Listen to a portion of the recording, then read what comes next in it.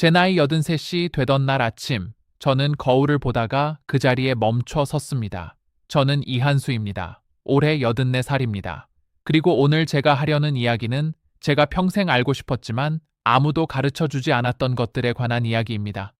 왜 아무도 말해주지 않았는지, 그게 지금도 조금은 억울합니다. 저는 경기도 이천에서 태어났습니다. 아버지는 공장에 다니셨고, 어머니는 집에서 삭바느질을 하셨습니다. 형제가 넷이었고, 저는 둘째였습니다. 우리 집은 가난했지만 시끄럽고 따뜻했습니다. 늘 누군가 밥을 먹고 있었고, 늘 누군가 다투고 있었고, 늘 누군가 웃고 있었습니다. 그 시절 저는 빨리 어른이 되고 싶었습니다. 어른이 되면 모든 게 내 마음대로 될 것 같았거든요. 아, 그게 얼마나 큰 착각이었는지, 그걸 깨닫는데 저는 평생이 걸렸습니다. 제가 처음으로 충격을 받았던 건 25살 때였습니다. 그때 저는 서울로 올라와 작은 회사에 취직을 했는데 그 회사에 과장님이 한 분 계셨습니다. 이름은 기억나지 않지만 얼굴은 지금도 선명합니다. 그분은 항상 자신감이 넘쳤고 회의 때마다 큰 소리로 말씀하셨고 후배들 앞에서 절대 실수를 인정하는 법이 없으셨습니다. 저는 그분이 멋있다고 생각했습니다. 저도 저렇게 되어야지 싶었어요. 강해야 하고 흔들리지 않아야 하고 남들 앞에서 모르는 소리를 하면 안 된다고. 어느 순간부터 저는 그게 어른의 자세라고 믿게 되었습니다. 그런데 그 과장님이 몇 년 후에 어떻게 되셨는지 아십니까? 부하 직원들 사이에서 아무도 그분을 좋아하지 않는다는 걸 뒤늦게 알게 되었습니다. 면전에서는 다들 고개를 끄덕였지만 뒤에서는 아무도 그분 편을 들지 않았습니다. 그분이 실수를 했을 때 아무도 나서서 도와주지 않았고 결국 그분은 쉰도 되기 전에 회사를 나가게 되셨습니다. 저는 그걸 보면서 뭔가 이상하다는 생각은 했지만 그때는 그게 왜 그런지 정확히 이해하지 못했습니다. 그냥 저 사람은 운이 나빴구나. 그렇게만 생각했습니다. 제가 30 중반이 되었을 무렵 저도 직장에서 어느 정도 자리를 잡게 되었고 부하 직원들이 생겼습니다. 그때부터 저도 그 과장님처럼 굴기 시작했습니다. 강해 보여야 했고 모든 걸 알아야 했고 실수를 해도 인정하기보다는 넘어가는 게 더 낫다고 생각했습니다. 아내가 가끔 말했습니다. 당신 요즘 왜 그렇게 딱딱해졌어요? 라고. 저는 그 말을 대수롭지 않게 들었습니다. 일하는 사람이 딱딱하면 어때? 그게 나쁜 거냐? 속으로 그렇게 생각했습니다. 아내 이름은 정남희입니다. 저보다 2살 아래인데 지금도 저와 함께 살고 있습니다. 사실 이 사람이 없었다면 제가 이 나이까지 이렇게 있을 수 있었을까 싶습니다. 젊었을 때 저는 이 사람한테 참 못되게 굴었습니다. 못되게 굴었다고 해서 폭력을 쓰거나 한 건 아닙니다. 하지만 무시했습니다. 이 사람이 뭔가 말을 하면 바빠서 못 듣는 척했고 이 사람이 힘들다고 하면 나도 힘들다고 더 크게 말했습니다. 내가 더 힘들다, 내가 더 많이 버다, 내가 더 스트레스를 받는다. 그렇게 항상 제가 이겼습니다. 이긴다는 게 얼마나 어리석은 말인지 그때는 몰랐습니다. 충격적인 진실이 처음 보이기 시작한 건 제가 50이 넘어서였습니다. 아이들이 다 크고 나서야 저는 어느 날 집안이 참 조용하다는 걸 느꼈습니다.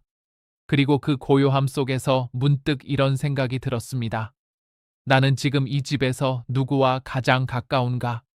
그 질문에 선뜻 대답이 나오지 않았습니다. 아내가 옆에 있었지만 우리는 그냥 같은 공간에 존재하는 사람들 같았습니다. 아이들이 주말에 와도 저와 오래 앉아 이야기하지 않았습니다. 밥 먹고 나면 각자 방으로 들어갔고 저는 거실에서 텔레비전을 봤습니다. 그게 제 삶이었습니다. 그날 밤 저는 잠을 제대로 못 잤습니다. 뭔가가 마음속에 걸렸는데 그게 뭔지 정확히 알 수 없었습니다. 성공했다고 생각했는데 뭔가 빠진 것 같은 이 기분이 무엇인지. 저는 회사에서 어느 정도 인정을 받았고 집도 있었고 아이들도 공부를 잘했습니다. 그런데 왜 허전한지, 왜 이렇게 혼자인 느낌이 드는지 그걸 이해할 수가 없었습니다. 그때 제 큰아들이 한마디 했습니다. 무심코 한 말이었을 겁니다. 아버지는 항상 맞는 말만 하시는데 그게 왜 이렇게 듣기 싫은지 모르겠어요. 라고. 저는 그 말에 순간 화가 났습니다. 내가 맞는 말을 하는 게 뭐가 잘못이냐 속으로 그랬습니다. 하지만 밤에 그 말이 자꾸 떠올랐습니다. 맞는 말인데 왜 듣기 싫다는 걸까? 맞는 말이면 다 되는 거 아닌가? 그렇게 생각하다가 어느 순간 제 머릿속에서 뭔가가 바뀌었습니다.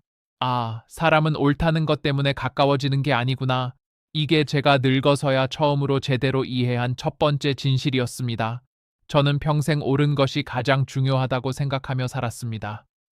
논쟁에서 이겨야 했고, 더 정확해야 했고, 틀리면 안 된다고 생각했습니다. 그런데 사람들이 가까워지는 건 그 사람이 옳아서가 아니라 그 사람 곁에 있을 때 마음이 편해서였습니다. 제 큰아들이 듣기 싫었던 건 제 말이 틀려서가 아니라 제가 항상 옳았기 때문이었습니다. 제가 항상 옳으면 그 앞에서 그 아이는 항상 부족한 사람이 되니까요. 왜 아무도 이걸 말해주지 않았을까요? 학교에서도 부모님도 어떤 어른도 제게 이렇게 말해준 적이 없었습니다. 강해야 한다, 열심히 해야 한다, 성공해야 한다는 말은 수없이 들었습니다. 하지만 사람의 마음이 어떻게 움직이는지, 관계가 어떻게 가까워지고 멀어지는지 그 이야기는 아무도 해주지 않았습니다. 그게 제가 오늘 이야기를 하는 이유 중 하나입니다. 제가 예순이 넘어서야 배운 두 번째 진실은 시간이 공평하지 않다는 겁니다. 이건 단순히 시간이 빠르다는 말이 아닙니다. 제가 30대에는 시간이 너무 많은 것 같았습니다. 일도 해야 하고 바쁘기는 했지만 그래도 나중에 할 수 있다는 생각이 항상 있었습니다. 아이들이랑 나중에 많이 놀아야지. 아내랑 나중에 여행 가야지. 부모님께 나중에 잘해드려야지. 나중이라는 말을 저는 얼마나 많이 썼는지 모릅니다. 그런데 그 나중이 오기도 전에 부모님이 돌아가셨고, 그 나중이 오기도 전에 아이들은 다 커버렸고, 그 나중이 오기도 전에 저는 늙어 있었습니다. 아버지가 돌아가시기 몇 달 전의 일이 지금도 생각납니다. 그때 아버지는 많이 편찮으셨고 병원에 계셨습니다. 저는 바빠서 자주 찾아뵙지 못했습니다. 한 번은 갔다가 아버지가 제 손을 잡으시면서 그냥 오래 계시고 싶다는 표정을 지으셨는데 저는 2시간 있다가 일이 있다고 일어났습니다. 아버지는 아무 말씀도 안 하셨습니다. 그냥 눈으로 저를 보시다가 그래 바쁜데 가거라 하셨습니다. 저는 그때 그게 그렇게 중요한 순간인 줄 몰랐습니다. 2달 후에 아버지가 돌아가셨을 때 그 2시간이 그렇게 크게 느껴질 줄은 정말 몰랐습니다. 지금 생각하면 그날 그냥 하루 더 있었어야 했습니다. 그 일이 그렇게 급한 일이 아니었습니다. 하지만 저는 그때 무의식적으로 일을 아버지보다 앞에 놓았던 겁니다. 그게 잘못됐다는 걸 그 당시엔 몰랐습니다. 그냥 그렇게 사는 거라고 생각했습니다. 모두가 그렇게 사니까 나도 그렇게 살면 되는 줄 알았습니다. 아무도 말해주지 않은 세 번째 진실은 감정을 누르는 게 강한 게 아니라는 겁니다. 저는 젊었을 때 감정을 드러내는 걸 약한 것으로 봤습니다. 울면 안 된다. 남자는 특히 더. 힘들다고 말하면 안 된다. 그러면 상대방이 나를 무시한다. 그 생각이 어디서 왔는지 모르지만 그 생각은 아주 오랫동안 제 안에 깊이 박혀 있었습니다. 그래서 저는 힘든 일이 있어도 말하지 않았고 슬픈 일이 있어도 혼자 사귀었습니다. 그게 씩씩한 것이라고 생각했습니다. 그런데 일은 가까이 됐을 때 저는 갑자기 이유 없이 몸이 많이 나빠진 적이 있었습니다. 의사 선생님은 스트레스성이라고 하셨는데 저는 처음에 그게 무슨 말인지 잘 이해를 못했습니다. 저는 스트레스를 느낀다고 생각해 본 적이 없었거든요. 억눌러 왔던 거지 없었던 게 아니었는데 저는 그 차이를 몰랐던 겁니다. 감정이 사라진 게 아니라 몸속 어딘가에 쌓여 있었던 거였습니다. 저는 그때 처음으로 살면서 내가 얼마나 많은 것들을 말하지 않고 살았는지를 생각해 봤습니다. 그 양이 너무 많아서 생각하다가 멈춰야 했습니다.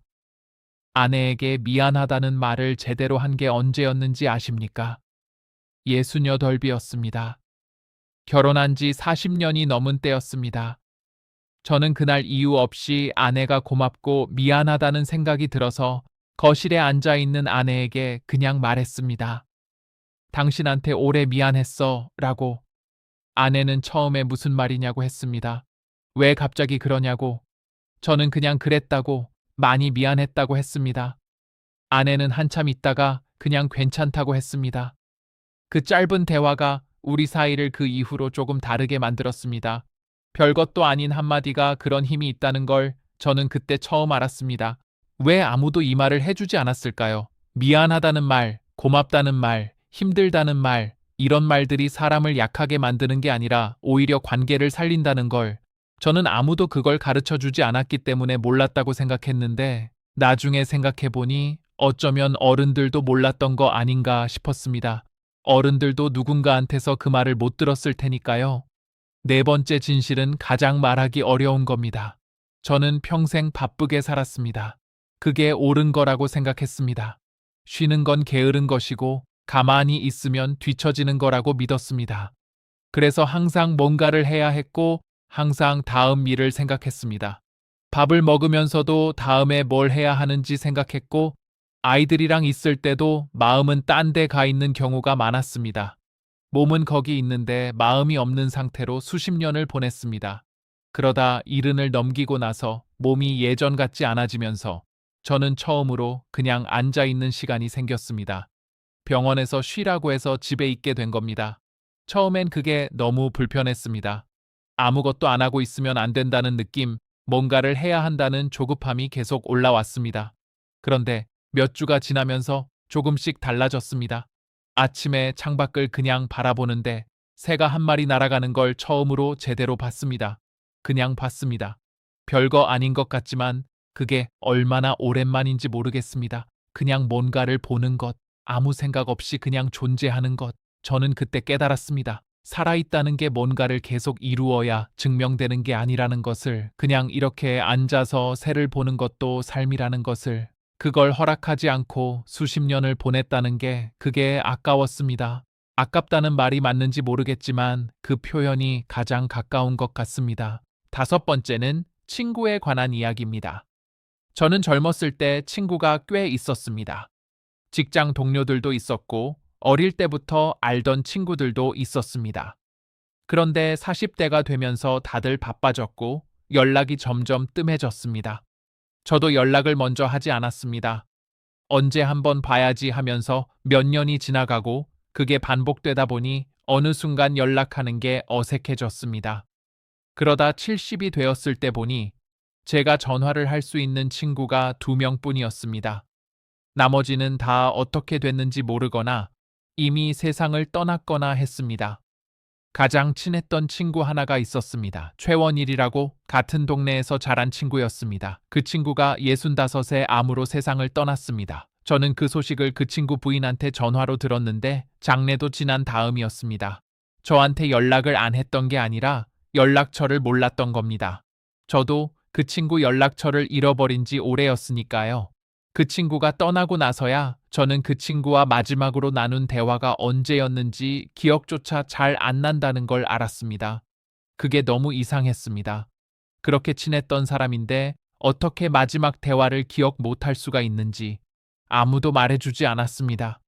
관계는 그냥 유지되는 게 아니라 계속 돌봐야 한다는 것을, 밭에 씨를 뿌리고 물을 안 주면 말라버리듯 관계도 그냥 두면 서서히 사라진다는 것을, 그 당연한 사실을 저는 몰랐습니다.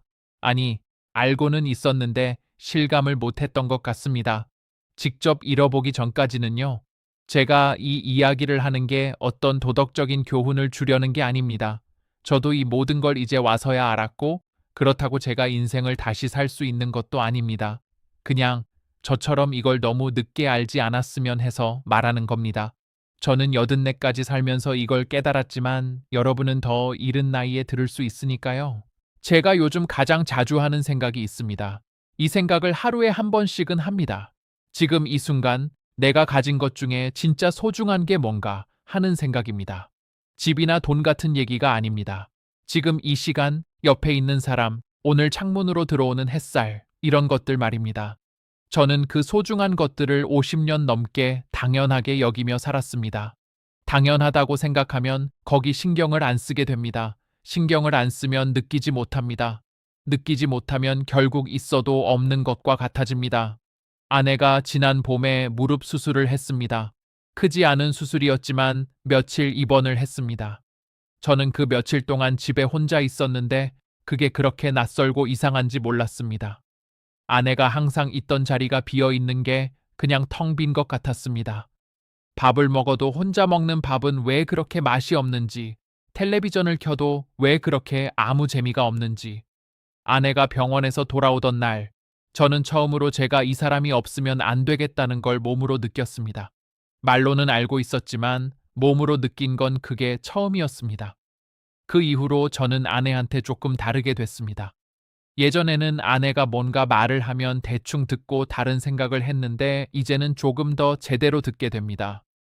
예전에는 아침에 밥 먹고 나면 신문부터 폈는데 이제는 아내가 오늘 어디 다녀온다고 하면 언제 오냐고 물어봅니다. 아주 작은 변화입니다. 하지만 그 작은 변화가 50년 전에 있었더라면 어땠을까 하는 생각이 가끔 듭니다. 왜 아무도 말해주지 않았느냐고 제가 억울하다고 했지만 사실은 이게 말해줘서 되는 게 아닌 것 같기도 합니다. 제가 젊었을 때 이 말을 들었더라도 와닿지 않았을 겁니다.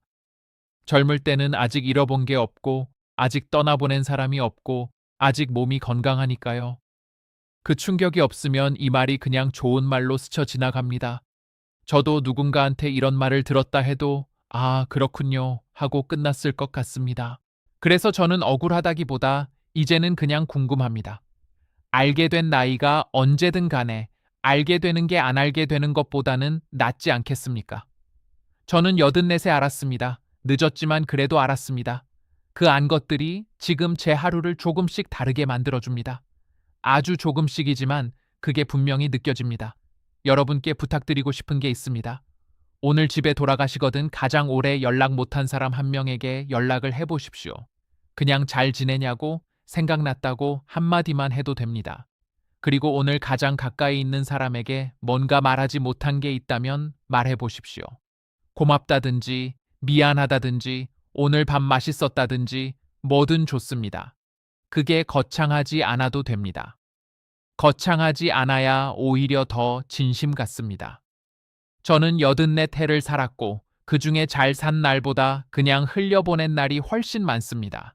그게 아깝다고도 했지만 이제 와서 돌아보면 그 모든 날들이 다 모여서 지금의 저를 만들었습니다. 잘 산 날도 못 산 날도 후회하는 날도. 그러니까 지금 이 순간부터가 중요합니다. 여러분은 저보다 훨씬 더 많은 날이 남아 있을 겁니다.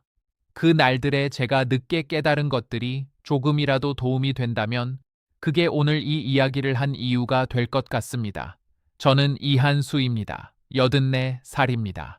오늘도 아침에 창문으로 햇살이 들어왔고 아내가 미역국을 끓여줬고 저는 그 국을 먹으면서 고맙다고 했습니다. 아주 작은 하루였습니다. 하지만 충분한 하루였습니다.